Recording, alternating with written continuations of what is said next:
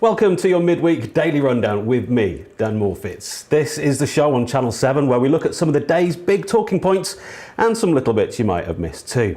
Things up for debate on this daily rundown include bad BHS owners, frozen sperm, and drugs are bad, okay?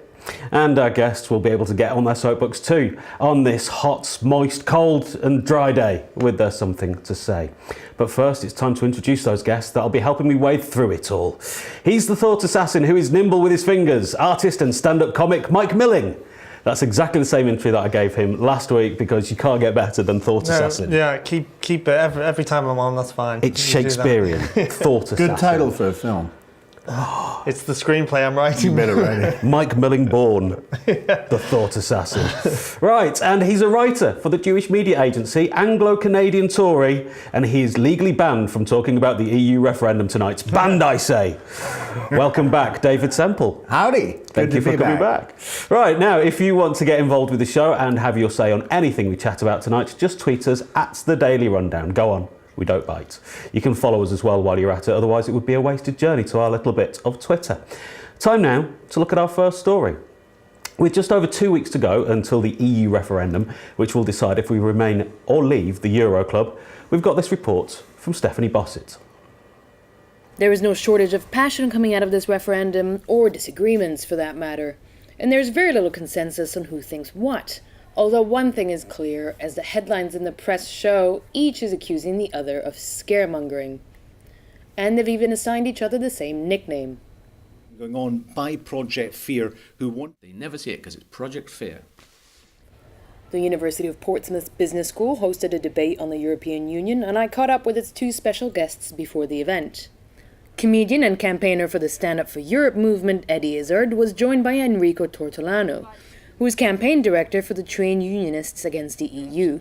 There's a split in the trade union movement. Some are for Remain, some for exiting. We think it's a no-brainer. The European Union does working people no favours at all.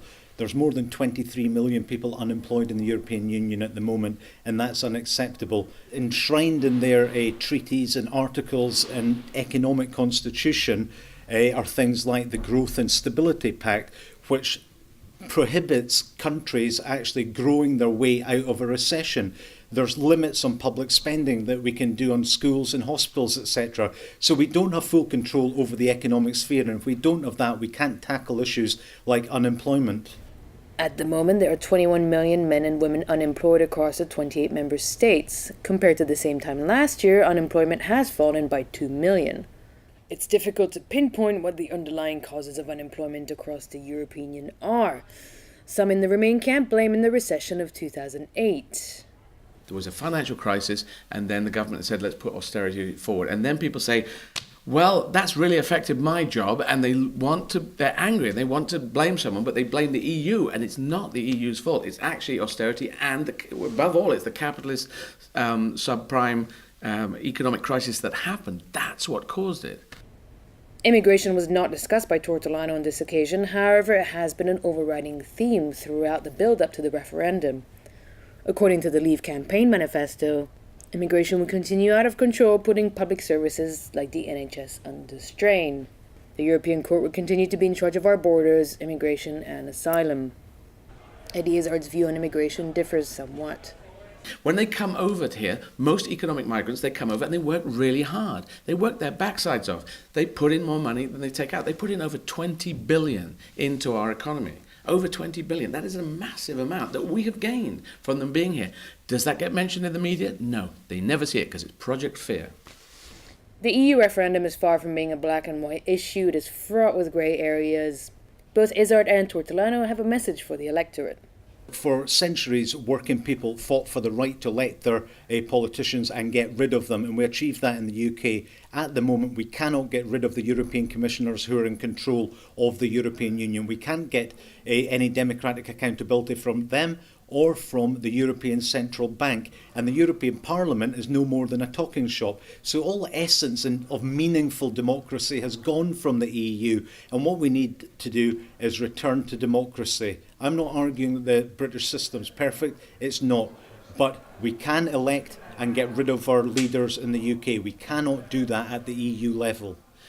To anyone undecided, I say forget the number crunching if you see it, because if you look at the very balanced media, it'll put forward one side, it'll put forward another side. And there are clever people on both sides, they put forward their best arguments. So it can be a little difficult unless you're going through this all the time and trying to work out the wood from the trees. I say, above all, it's what we do as human beings.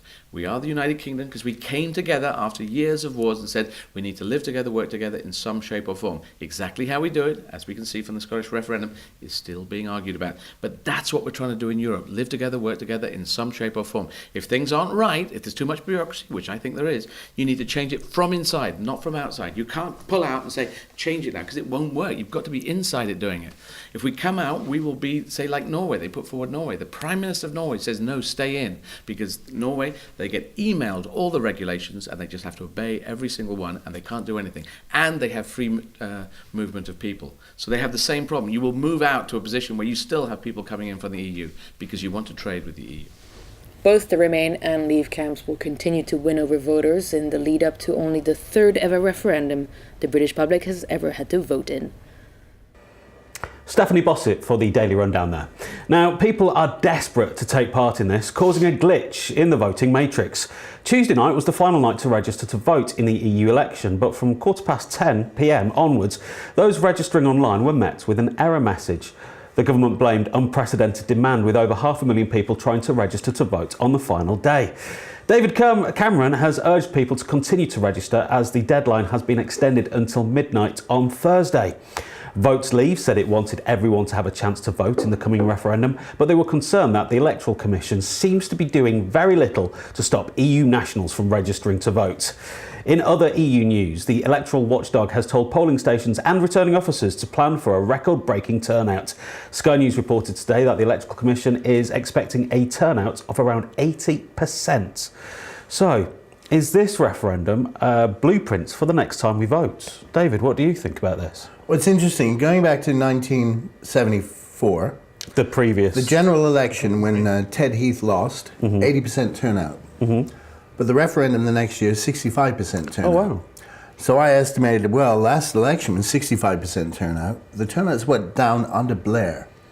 They actually, before Blair, the turnouts were always 75, 80%. Then Blair became Prime Minister, and with 9 million votes, got a massive majority. And the turnouts, Labour people wouldn't vote for him. The Tories voted for him.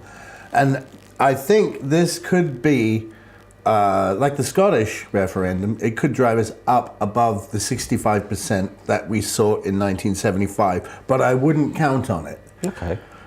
Do you think this is good for democracy, Mike? So many people actually wanting to vote when normally it's apathy everywhere. Yeah, surely that's a good thing. It's a good sign, maybe. The fact that this has gone wrong and it's being publicised in the media, that's a good thing, because it's getting people's attention to go, oh, hang on, I need to register. So this glitch can only be a good thing, really, to get people to actually get out there and vote. System. Yeah. With the Scottish referendum, they actually decreased the voting age, didn't they, to 16, and that's bolstered the numbers.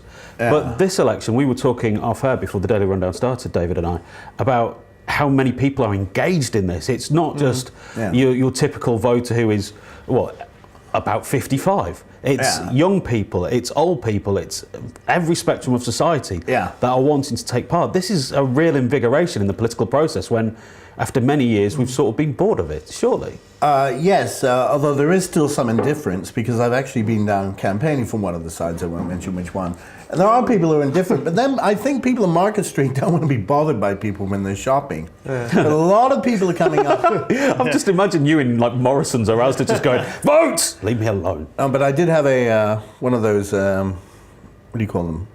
Like a PA system. Yeah, in Market Street. Oh, you weren't one of them, were you? It was hilarious. Oh.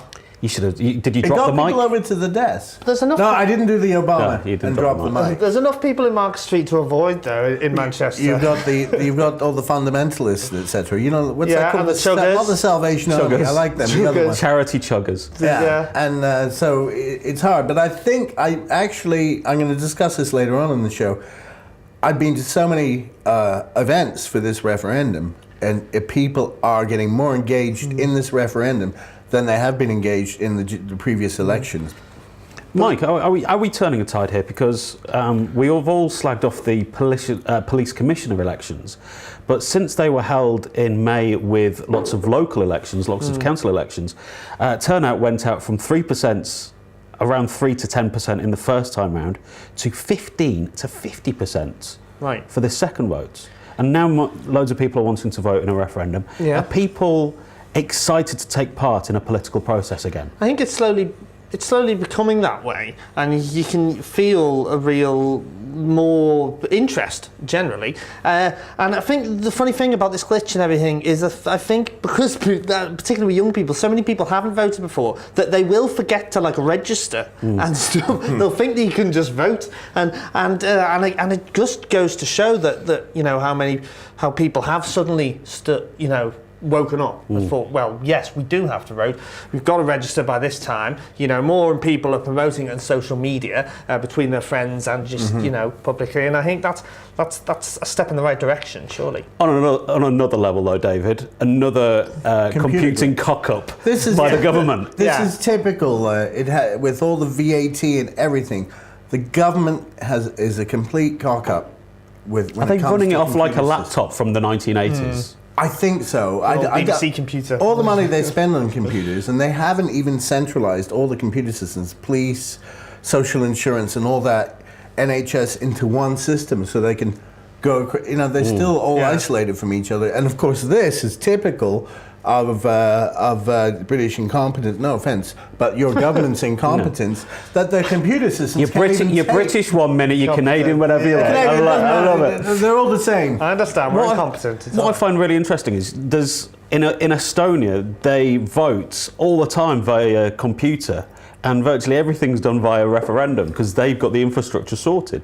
Yeah. And we are the UK, a leading light of software and hardware and this glitch. But we vote by ticking off something. That's the most honest system, because you can get in, remember that when Bush won in Florida? And the Chads. The Chads and all that. I can't remember that.